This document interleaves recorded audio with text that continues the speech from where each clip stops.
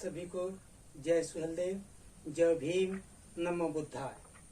आप सभी जैसा कि जानते हैं न्यूज के माध्यम से कि बिहार सरकार ने जो जाति आधारित जनगणना के आंकड़े पेश किए हैं वो अत्यंत सराहनीय हैं, लेकिन उसमें संदेह भी बहुत से लोगों को उभर कर सामने आ रहे हैं। तो मैं उसके पारदर्शिता के लिए, ये मेरा मत है, मेरा विचार है कि अगर इस प्रकार से काम होता तो शायद बेहतर होता। जैसे माननीय ओम प्रकाश राजभर जी ने एक बयान दिया। उन्होंने कहा कि जब हम बिहार के क्षेत्रों में प्रोग्राम करने के लिए जाते हैं तो वहाँ लगभग कहीं 20,000, कहीं 25,000, कहीं 5,000, कहीं 10,000 की भीड़ इकट्ठा होती है। तो कहीं न कहीं उन्हें यह संदेह होता है कि इतनी बड़ी आबादी में लोग इकट्ठा होते हैं, लेकिन जो आंकड़े दिए गए हैं उसमें नगण्य नहीं के बराबर दिखाया गया है। तो कहीं न कहीं ऐसा तो नहीं कि उनका नेतृत्व करने वाला वहाँ पर कोई नहीं है और उन्हें दूसरी जातियों में शिफ्ट करके उनकी संख्या को बढ़ाया जा रहा है। तो यह संदेह है। तो हम चाहते हैं कि अगर बिहार में ऐसा हो रहा तो उत्तर प्रदेश में जब जाति आधारित जनगणना हो तो उसमें बेहतर सुधार हो, बेहतर प्रक्रिया हो। तो हम चाहते हैं यहाँ पर किस प्रकार से जाति आधारित जनगणना हो कि जैसे हम अपने खेत की खसरा खतौनी की नकल निकालते हैं तो उसमें हम किस प्रकार से नकल निकालते हैं।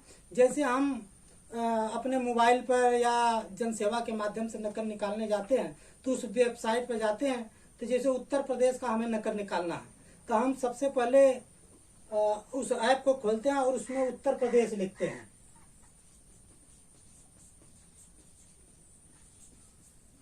जैसे हम उत्तर प्रदेश के रहने वाले हैं, हमने अपना जो है कि देखना है कि हमारी नकल निकलती है कि नहीं निकलती है, तो हम उसके लिए अपना राज्य चुनते हैं। तो हमने राज्य चुन लिया उत्तर प्रदेश।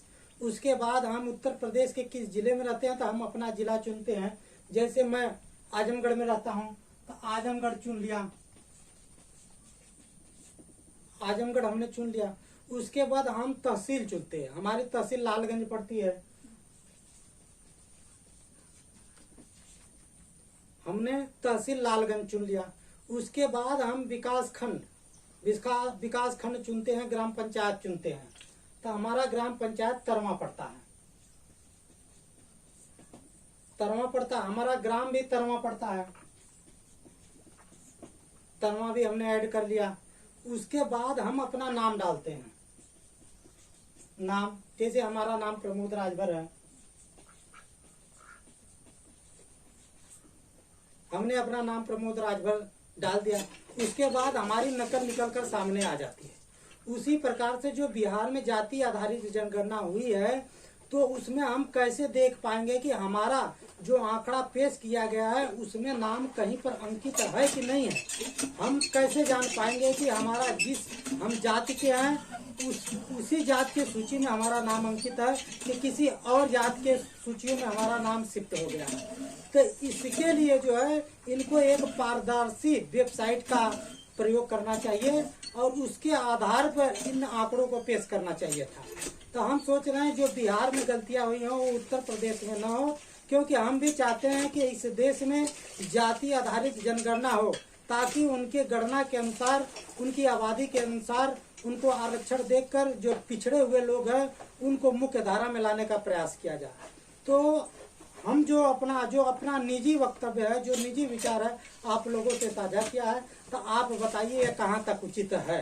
क्या इसी प्रकार से कार्य को होना चाहिए? तो अगर हाँ में आप लोगों का जवाब है तो कमेंट में लिखें, नहीं तो आप अपना सुझाव दे सकते हैं। धन्यवाद। मैं प्रमोद राजभर, तरवा, आजमगढ़ से।